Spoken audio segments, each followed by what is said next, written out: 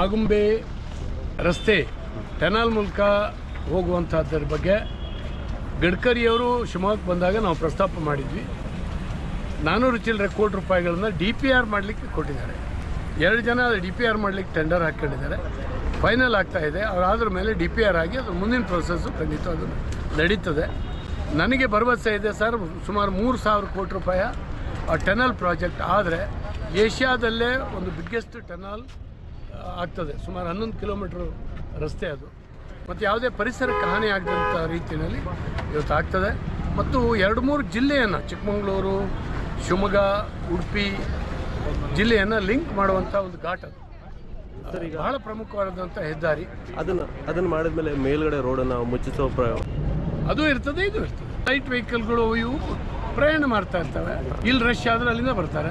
ನೀವು ಭಾನುವಾರ ಶನಿವಾರ ಅಂತೂ ನೀವು ಆಗುಂಬೆ ಘಾಟಿ ಬ್ಲಾಕ್ ಆಗಿಬಿಡುತ್ತೆ.